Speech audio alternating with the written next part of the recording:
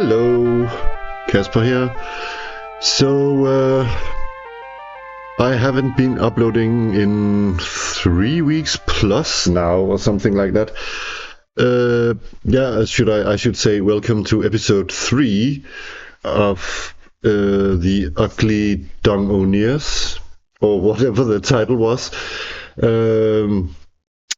This is a new party, as you can see. Over there to the left, and we left in quite a predicament last time, where all the heroes, more or less, two were captured and the others were killed brutally by the gnolls down in the dungeon, or the gnolls. I've been thinking, I've been really busy, so I haven't been able to upload anything.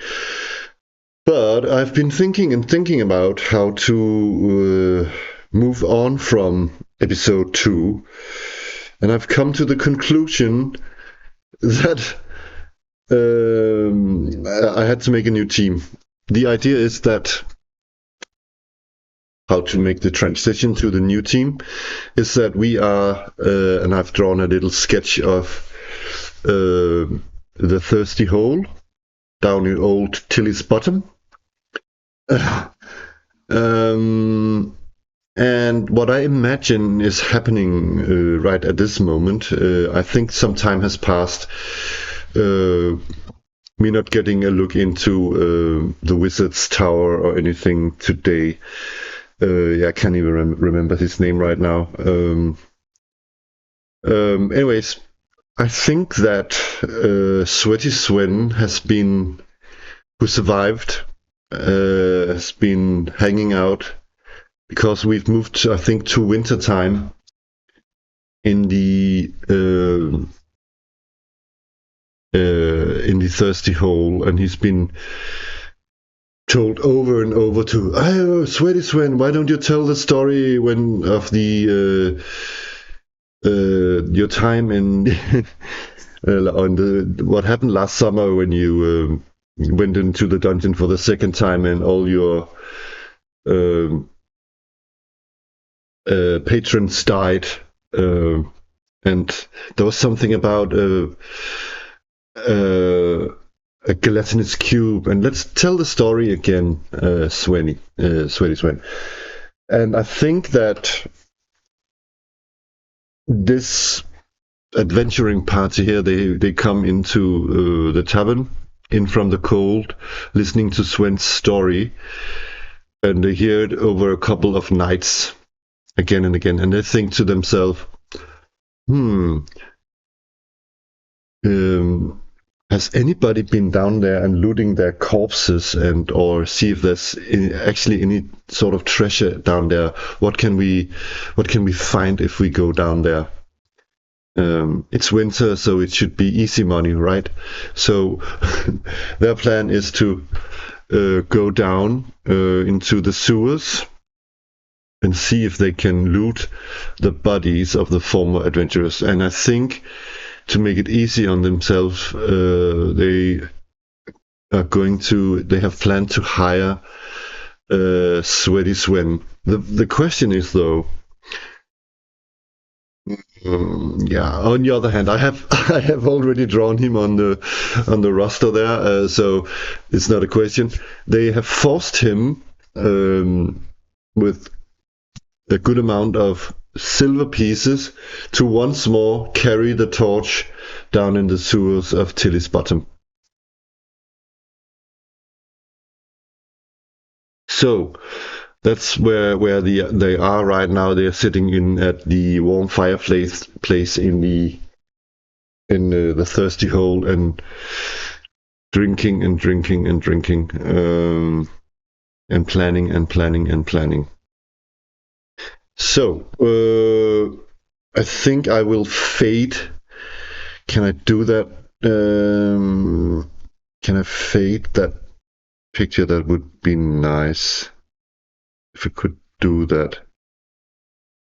I'm not sure how though right now. Never mind. I'm just going to do it like this. So this is my desktop, and I'm going to roll, I think, with where did I put them? The digital dice, Sophie's dice. Put them up here somewhere. Let's have a roll to see if they work. Oh yes, they do. So there's that. It works, and I've inked up the map of the sewers so far. We were in this is the Knowles camp down here. And I simply cannot remember how they found room 4. And I can't really be asked to go back and look again. We know that this door is, I think, either blocked from the other side or locked. And then some of the previous party members also found some stairs down. And they also, I don't know if this was actually discovered, but this room, I don't think the party we have here, the other Dungeoneers, do not know that this is in fact an elevator room that will go down one level, but it will first work again after 60 turns. So that's a sort of trap. Let's hope the party doesn't walk in there, but because I'm going to make it random where they are going.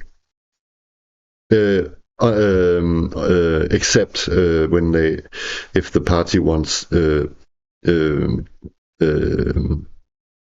they can persuade Sven to show where the Knowles camp is. So I think they're heading straight to the Knowles camp to see if they can loot their bodies. So it's actually a bit like this. Yeah. So I think we should jump right into action. There are some hefty shadows here. Yeah, so once again, Sweaty Sven, it's the Torchbearer, but this time it's a party of 5, and we are going to have 2 fighters in front. Let me run through the new team, by the way, now that we are at it. Let's start with Lily of Milkdorf. She is a cleric of level 3, and these are all randomly rolled using the quick play reference guide from Delving Deeper version 5, and a bit of work in progress stuff that is available on the Delving Deeper version, Delving Deeper Discord. So she has prepared Cure Light Wounds. No, she only has Cure Light Wounds ×2, so she's carrying 2 books. Yeah, she is fighting with a hammer, and she is currently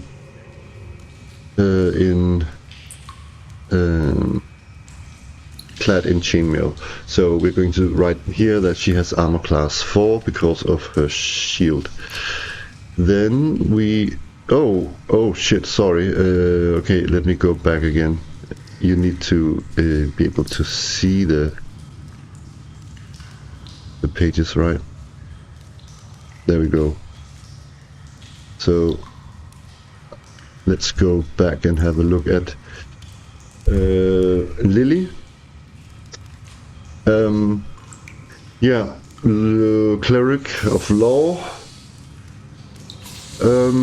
Yeah, he has a couple of holy orders. Then we have Dorinda, sometimes called Princess Dorinda, because she's perhaps acting a bit like a princess. She has armor class 2. Because she's wearing plate armor and a shield.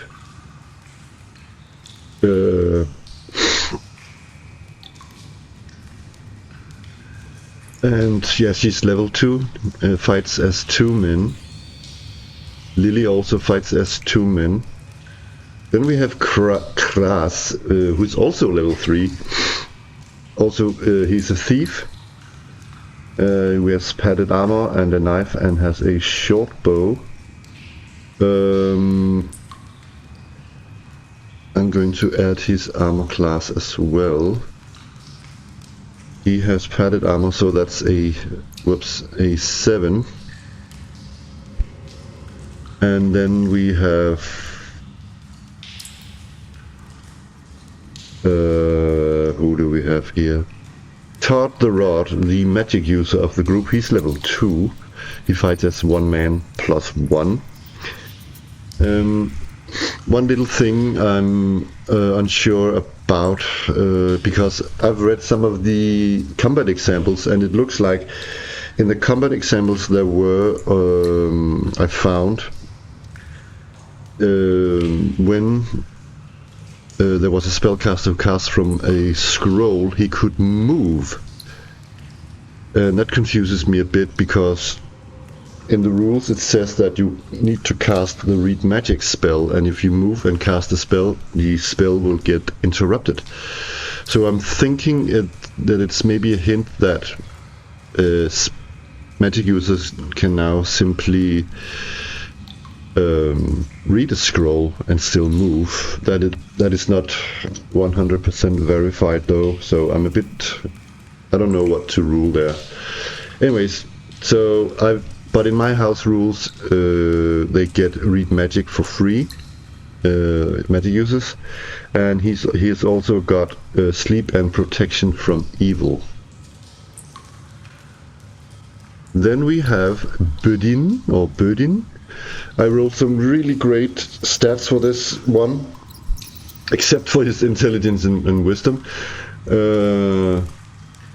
Yeah, so he has a constitution of 15 and a charisma of 14. He's a really handsome man, but the way I'm going to picture this, or I picture him, is that it is his mustache that gives him 14. If he is without his mustache, he's just average. I don't know. Anyways, he's also clad in plate armor, but he's wielding a two-handed sword and has a dagger that he can toss after enemies. So that's that. Those are the other DungOneers. And let's do this. I press play on the dungeon music, so they're walking down into this sort of structured sewer, these stairs down. And what I'm thinking is that I think I meant this room to be some sort of, it's quite an open access down to the sewers, and I'm thinking that in this room there's actually some sort of, oh, sorry, my cat is meowing. Yes, my cat was hungry. So, yeah, I'm thinking there's some sort of actually, or maybe it's not in use anymore, but there's some sort of almost a janitor's office down here, where when they have a problem with parts of the sewers or something, there's some couple of sewage workers down there, something like that. Yeah. Anyways, this door is either, I think it's blocked from the other side. I think that's what I settled on. But yeah, the party lights a torch, goes this way instead. So 1, 2, 3, 4, 5, 6, 7, 8, 9. Yeah, 9. 10. Yeah, the slowest party members have 6 in movement, so we're counting up to 12 because it's doubled in one turn. 12 around here. So they can sort of see most of the room, but most of it is sort of in dim light with the torch. but what they can see is that that they can't really hear or see any signs of the gnolls. They walk further in, but I'm going to have to make a random roll here. Let's just use the Sophie's dice now that we have them. So no wandering monsters, but they come in into the room and they see that there was a fireplace over here and maybe some leftovers of the gnolls, but they must have moved on and they walk back to over here and they can't see their bodies, so they are a bit disappointed that there's no traces of any of the other party members.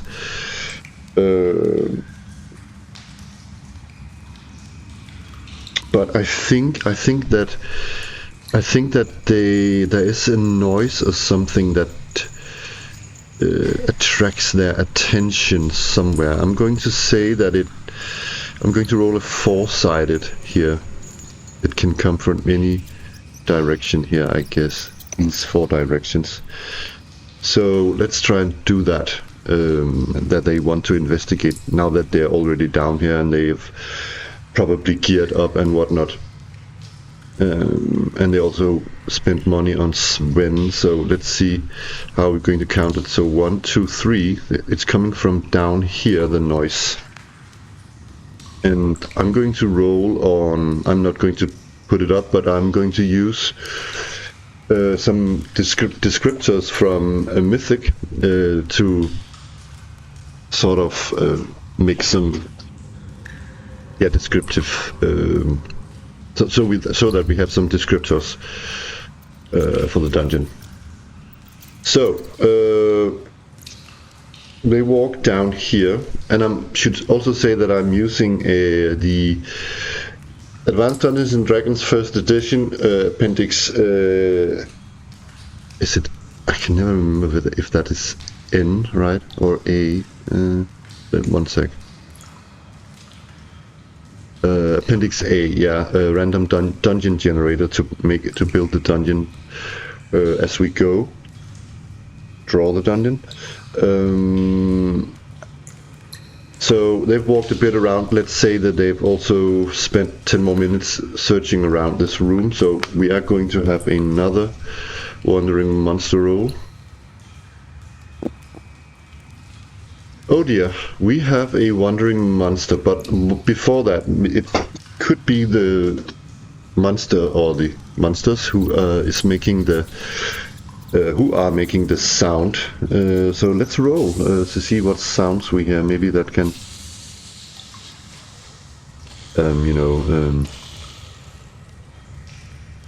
tell us something about what is actually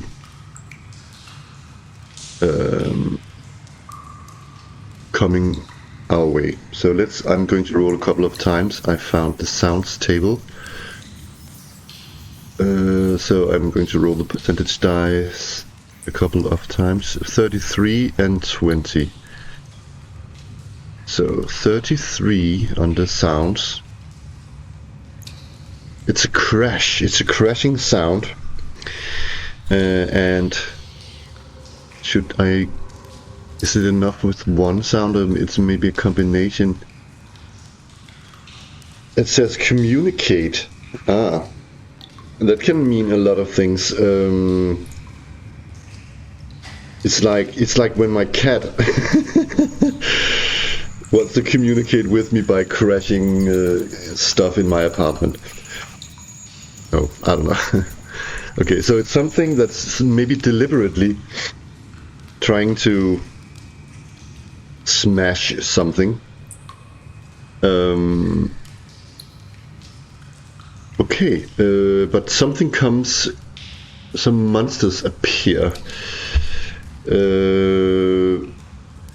I am going to also roll what is down here, because that is important, because we need to see where the monsters are coming from.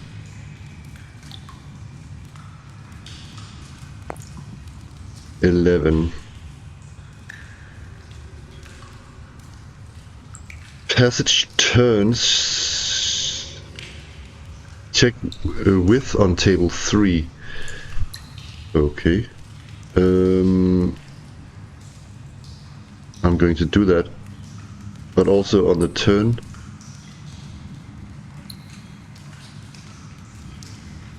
Yeah, I need to check the passage width also. So it turns, but I need to check the passage width as well. So first off, it turns where? It turns left 45 degrees behind, left 135 degrees. Oh, so it's sort of a okay, it turns, so I'm going to say it's like this. I shouldn't have drawn that there. Then I'm going to say something like this, so it's a sharp turn. You're coming from down here somewhere.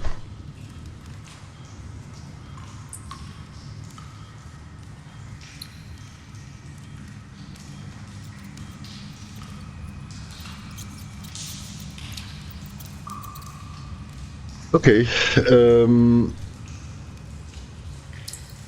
let's see. What is it? What is coming? Oh, passage width. Oh, I need to roll that as well. 13.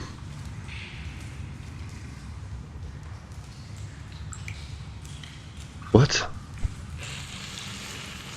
It's a stream. Streams bisects the passage. They will be bridged 75% of the time, 1 to 15, and be obstacle 20% of the time. What? So, what I'm going to say, that it continues after this bridge thingy. How do we do that? Doesn't say how the bridge is angled. Let's assume that it goes like here. Let's just do it like this, and then this passage continues. But this is a stream that's coming across here of water. So the bridge is here.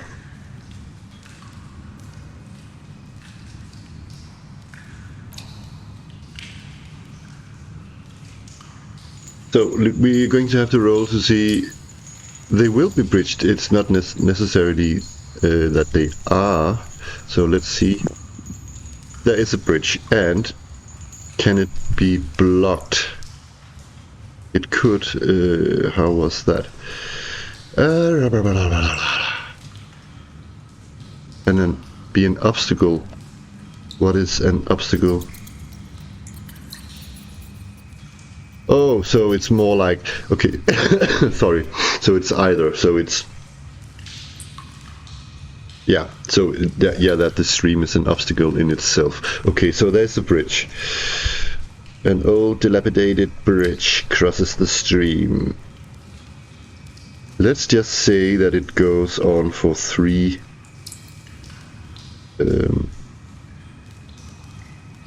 not 3, yeah, 3 squares each way. Okay, so whatever the monster is, it's coming from down here, from the bridge area. Okie dokie, let's figure out what it is. I'm going to roll on the random tables in Delving Deeper, the Wandering Monster tables. Here we go.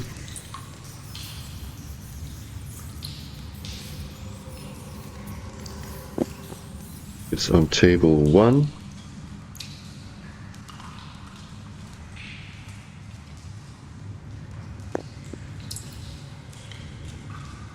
Large centipedes.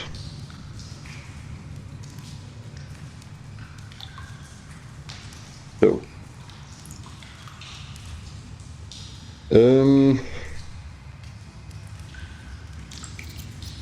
die half. So we let's see. Wow, 1 sec. We have 3. Let's see. Hit dice. We have 2 hit dice. That's 5. We have 2 more hit dice. 7, 9. Around 10 hit dice. So, whoa, there will be a lot of centipedes, I can tell you. So it's around the same as we are, so around 20 large centipedes. Maybe the crashing sound is their weight on the bridge. And the reason why it sounded like it was deliberate is because it repeated. So there's a crashing sound from the bridge breaking under the weight of the large centipedes. That is disturbing. Oh my god, but they are in a corridor. The question is now, I think we heard a sound, so that means that we are prepared. I don't think we can be surprised. Question is, are they just sort of traveling in that direction, or did they hear us or send us, and they're now coming in our direction? I don't know. I'm going to say that nobody can be surprised in this situation, but I am going to say that the party braces themselves around here, so they make like a blockade. Not a blockade. What do you call it? They put a cork into it in here, so they're going to put the fighters here. The front. So what I think I'm going to do now is I'm going to draw a battle map of this and have a hell load of large centipedes. So I'm going to pause the camera while doing that. You won't notice a thing. So this is quite funny. It looks insane. I couldn't find a good centipede, and I can't be asked to draw one right now. This is amazing. We're going to give them numbers as we go, because so this is the setup. It's already Sven. He's never seen anything like it, and it's like, what is going on? How can there be so many centipedes at once? It's disgusting. Yeah, I mean, I'm really close to making a morale check for him here. Anyways, I'm not. So let's zoom in a bit. We have seen how many they are.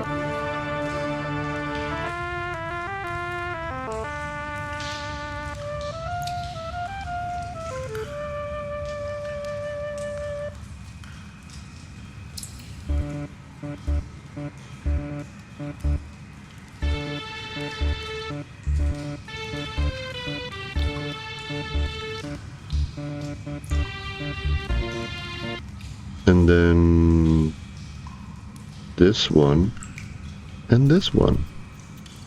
So all of those are put to sleep.